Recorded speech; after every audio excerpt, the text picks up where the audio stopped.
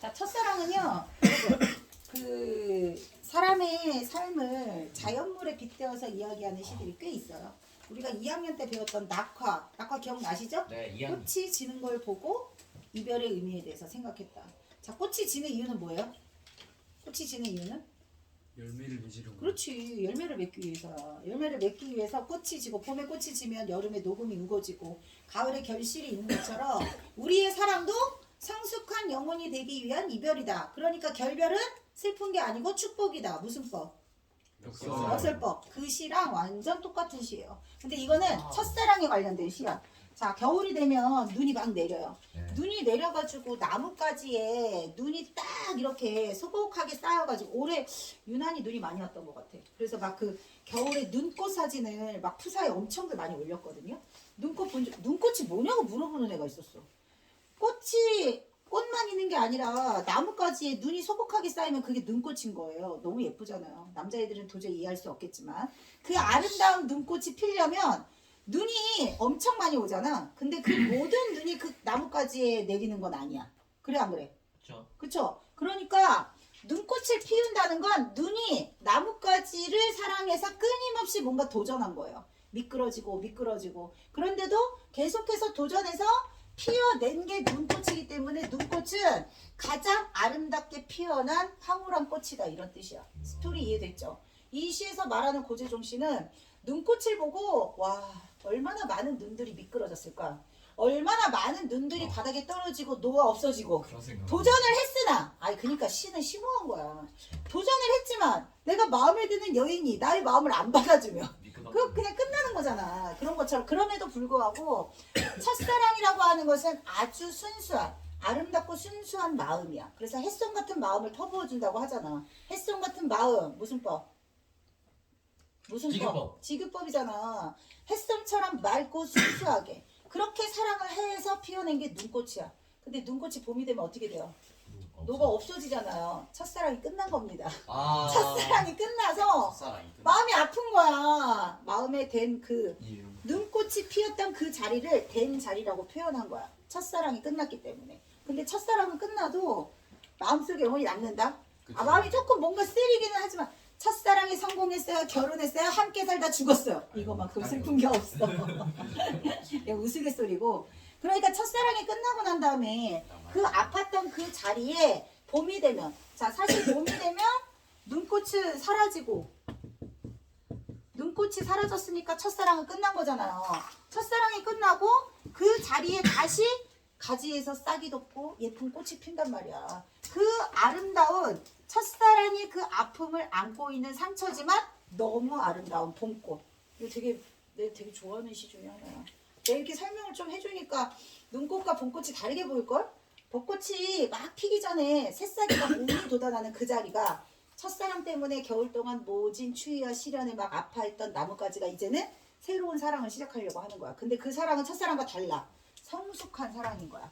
아픔을 겪어봤기 때문에 아픈 결별이 나중에 축복인 이유는 뭐 때문이라고 그랬어? 성숙이기 때문이라고, 성숙했기 때문이라고 했잖아. 그러니까 이제 니네도 그 아픈 첫사랑의 기억을 가슴에서 지우려고 하지 마세요. 아픔은 아픔인 채로. 근데 그 아픔이 나중에는 성숙한 사랑을 하기 위한 밑거름이 될 수도 있어. 자, 체크 첫 번째 단원이 봄나무였어요. 저번에 얘기했죠? 봄나무는 너무 겨울 동안 많은 일들이 있었어. 그 많은 겨울 동안의 그 시련을 다 견뎌내고 난 다음에 마침내 봄에 피어낸 잎사귀. 뭐랑 똑같니? 이거랑 되게 똑같지 않니? 첫사랑과 새로운 사랑이라고 얘기를 하기는 했지만 겨울 나뭇가지에서 제가 죽었나 살았나 싶은 그 앙상한 나뭇가지에서 봄이 되면 아름다운 잎사귀를 피어내는 그 봄나무. 너무 대단한 거 아니야? 그래서 화자는 그 봄나무를 보면서 숭고함을 느꼈다. 그것도 같이 연계될 수 있습니다. 자, 그러면 이제 은유법 쓰인 것의 원관역. 그 다음에 여기는 역설법. 오늘 역설법이 2번이나 나와요. 여기서도 나오고 어디서도 나와요. 저기 슬픔이 기쁨에 대해서도 나와요. 그러니까 역설법이라고 하는 것은 상처가 왜 아름답다고 표현을 했을까? 근데 여기 숨겨진 속뜻이 있었어. 이 상처가 아름답게 느껴지는 이유는 그 첫사랑의 아픔을 이겨내고 견뎌낸 그 자리에 피어난 꽃이기 때문에. 그러면 이렇게 역설법이 되어 있는 걸 찾는 연습이 필요하다고 그랬는데 역설법 힌트를 보시면 여기서 귀가 먹었는데 말소리가 향기롭다고 표현을 했잖아요. 사실 말소리가 향기롭다는 공감각적 심상도 쓰였습니다. 뭐예요? 정각의 화가 청각의 후각화, 공감각적 심상도 쓰였어. 그 사랑에 빠진 사람, 이거 한영문의 시거든요. 한영문 작가의 특징이 절대적인 참된 사랑을 노래하는 사람이야. 근데 한영문이 말한 그분에 대한 사랑, 나는 당신의 말소리에 귀가 먹었어. 그분을 너무 사랑하기 때문에. 근데 그 말소리는 너무 향기롭다. 또 공감각적 심상도 쓰였고 역설법도 쓰였다. 한영문 기억하셔야 돼요. 한영문에게 그 사랑의 대상은 누구라고 그랬죠? 한영문에게 사랑의 대상 나라. 또 다양하게 해석하셔야죠. 이 나라. 자, 승려였다고 했어요. 독립운동가라고 했어요. 시인이라고 했어요. 독립운동가로서 사랑의 대상은 조국일 겁니다. 그리고 승려니까 절대자, 절대적인 어떤 불교의 그런 어떤 진리 이런 것들을 담고 있기 때문에 역설적 표현을 진짜 많이 쓸 수밖에 없다. 자, 그다음 우리의 사랑을 위해서 이별이 있어야 한다. 이게 사실 가장 연계될 수 있을 가능성이 높을 수도 있어. 왜냐하면 이별하고 난 다음에 우리의 사랑은 성숙하게 되기 때문에. 그러니까 거의 모든 대부분의 시에서 이별을 부정적으로 해석하기보다는 이별을 긍정으로 바꾸는 경우가 있어. 아픈 만큼 성숙해진다. 그런 말이 왜 나왔겠어. 이별 뒤에 성숙한 우리의 사랑이라는 뜻이에요. 그 다음 길이 끝난 곳. 길이 끝난 곳은 어디야? 삶에 지쳐 절망스러운 순간에 놓여 있을 때 우리에게 절망과 시련의 순간에도 늘 항상 뭐는 있다? 희망은 있다. 자, 이건 이육사시에서 했습니다. 겨울은 일제강점기의 현실입니다. 강철로 된 무지개 같은 의지로 지금의 시련을 극복해 나가자. 그런데 강철 같은 무지개는 우리가 그렇도록 바라는 조국 해방입니다. 조국 해방을 일제강점기의 현실에서 기다리다 보니까 그냥 무지개는 안 된 거야. 강철 같은 무지개야만 하는 거야. 그래서 강철로 된 무지개는 여러 가지 의미로 해석을 할 수 있는데 극복하려는 의지를 나타내기도 하고 화자가 간절하게 원하는 해방의 의미를 담고 있기도 합니다. 세 사람만 필기를 안 하고 있네. 이 시가 얼마나 중요하면 내가 이거를 따로 필기해 줬겠니? 첫 번째 필기 이후에 그 다음 필기까지 하셔야 돼요. 풀이하는 것까지. 그래야 다음번에 생각납니다. 자, 이제 15쪽 책 보세요. 15쪽의 책. 자, 오른쪽에 설명이 아주 잘 나와 있어요. 시의 형상화 방법이라고 나와 있지. 형상화가 뭐라고 그랬죠? 형상화가 뭐라고 그랬죠? 형상화요. 추상적인 것을 구체화시키는 게 형상화라고 했습니다. 그래서 지난번에 예문 몇 개 알려줬던 것 같아. 추상적 대상의 형상화. 예문 알려준 거 3개 정도 알려줬어. 뭐 있지? 동짓달 기나긴바. 예. 써줬지? 맞지? 잠시만요. 복습 안 하냐? 야! 다음 주에 옷꽃게 무조건 보겠습니다. 다음 주 옷꽃게 보겠습니다. 아까 얘기했죠? 옷꽃게 제시자들 반복학습 문자 간다고. 자, 눈꽃이 피었어. 그 다음에 그 눈꽃이 녹은 자리에 봄꽃이 피었어. 자연현상을 통해서 뭘 얘기했어? 사랑의 의미를 노래했어. 자연현상을 통해서 이런 사랑과 관련 있는, 이별과 관련 있는 이야기 뭐 연기할 수 있다고요? 낙화 연기할 수 있다고 그랬어요. 그 다음에 우리의 사랑을 위해서 이별이 있어야 한다네. 저거는 견우가 직녀에게 하는 말이에요. 그래서 견우가 1년에 딱 한 번 만나는 직녀에게 헤어져 지내는 이 365일 중에 364일을 우리는 각자의 본분을 다하면서 다시 만날 그날을 기다리자. 그리워하면서. 왜 이런 스토리가 나왔는지 알죠? 이유가 뭐예요? 내가 지금 설명해 준 게 완전 견우직녀 설화랑 똑같지 않아요? 설화를 차용해서 사랑의 의미를 이야기한 겁니다. 이런 것들도 있고. 그 다음 세 번째 볼게요. 표현 방법 보세요. 표현 방법. 자, 눈을 사람처럼 표현해서 도전했다. 도전 어디 있을까요? 왼쪽에 꽃 한 번 피우려고 계속해서 도전하는 거야. 그리고 두드렸어. 그리고 춤추고 마음을 다 퍼주었어. 의인법 사람처럼 표현했다. 자연물이 의인화되면 친근감 있게 그려지는 효과가 있다고 그랬습니다. 자, 그 다음 서리법 하나 쓰였어요. 반문하는 뜻 동그라미 치세요. 자, 반문 무슨 뜻이야? 물어보는 것처럼 표현했지만 사실은 종결음이 랴 어디 있어요? 랴 멈추지 않았으랴 거기 있죠. 랴 대신 바꿔 쓸 수 있는 의문형 종결 표현 뭐 있다고 그랬죠? 의문형 종결 표현 랴 말고 또 뭐 있다고 그랬죠? 가, 까, 냐, 니, 랴. 자, 세트로 알아둬야 랴 말고 다른 서리법 나왔을 때 찾겠죠. 가, 까, 냐, 니, 랴로 끝나는 의문형 종결 표현이지만 대답할 필요가 없다. 서리법. 그러면 왜 이렇게 의문형으로 표현하는 거예요? 고유명사 의미를 강조하려고 도전을 끊임없이 계속하고 있는 눈. 자, 그리고 도전을 멈추지 않는 그 눈의 모습을 생생하게 표현하기 위해서 사용한 음성 상징어 두 개 있어요. 싸그락 싸그락 남분분 남분분. 눈이 내릴 때 나는 소리 싸그락 싸그락. 눈이 막 흩날리는 모습 남분분 남분분. 근데 그 모습이 마치 춤추는 것 같은 거야. 그리고 그렇게 막 도전을 하면서 계속 미끄러지는 건 눈의 시련입니다. 첫사랑을 이루기 위해서 눈은 그 아픈 고통과 시련을 다 참고 열심히 도전했어요. 그래서 뭘 피워냈어요?